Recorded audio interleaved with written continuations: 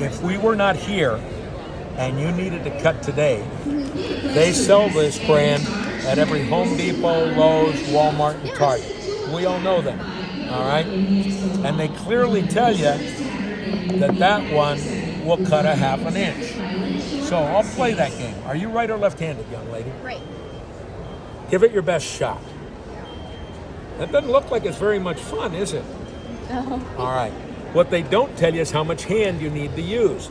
But even if you can get through it, you don't get the world's cleanest of cuts. So,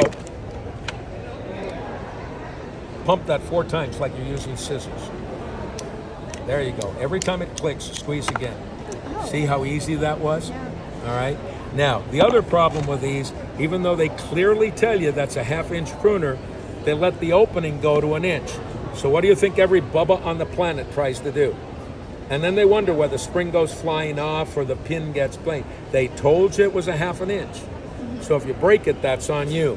When we tell our customers that this is a 1-inch pruner, that's all we let you get in there. And as long as you can get something within the parameters of the tool, the ratchets will help you through it. It's that quick and that easy. All right? So that's the way the pruner works. When we got done with this about 30 years ago, we figured the next thing we better do is work on these things, your loppers. Because when you need to use a lopper, you go out to the shed or the garage or your pickup, you get yourself a hunk of limb in there, take a deep breath, and you give it your best shot. Now, nobody makes it through on one pass, so people go looking for leverage in all the wrong places, against their body, the ground, the building. I want you to watch that pin. Every time you pump the handle, you get the same amount of leverage you got on the very first squeeze. You're taking a half an inch cut instead of trying to do 2 inches at one time. But the issue here, if there is for some people, we still use tubular steel arms, all right? And for some people, that's a bit heavy. Here, feel the weight of that. You ready? Now, grab the handles. I'm gonna let go. See what I mean? If you're using it all day.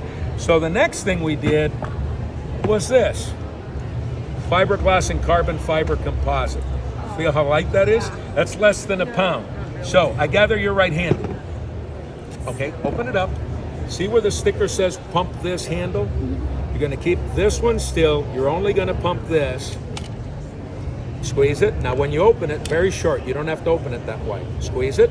As soon as it clicks, you can squeeze again. Now you can do that 3 more times and you're through. Don't worry about my finger, it's not going anywhere. Yeah. See how easy that was? And look at how smooth that cut is that you just made. All right? So, same time we did that, we put them on a pole.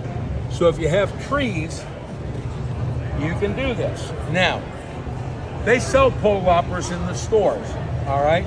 You can go order a pole lopper just about anywhere you want to. And the problem with pole loppers is that when you hang them on a limb, you're gonna give it your best shot. Sometimes you win, sometimes you lose. When you lose, why? No leverage. They only gave you 1 set of pulleys. That's like giving you 1 potato chip.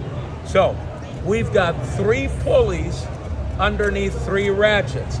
Every time you pull on that and engage it, you get the same amount of cut as you got on the very first one. And you're not gonna do that at 6 or 8 or 10 feet, whatever length pole they sell you, because this pole telescopes. And when you pick it up off the ground, now I can hang that on a branch just about 20 feet up. Figure the gutter line on a 2nd-story house, all right? So, to make it easier to get into your vehicle this afternoon and later on to get it into your garage or shed, the cutting head comes off. And it's not just the lopper, you actually have 2 cutters. The lopper will do 1.5 inches, just like the ones you're holding, all right?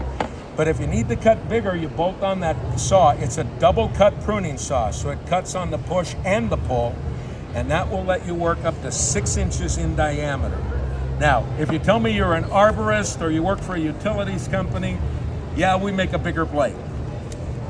16 inches, all right? It's got a drag and an anvil, a thicker, harder blade, and that goes directly onto the pole, all right? Most homeowners don't need that one. but I bring it because at this show we've got landscapers and arborists that come in and they buy it. So.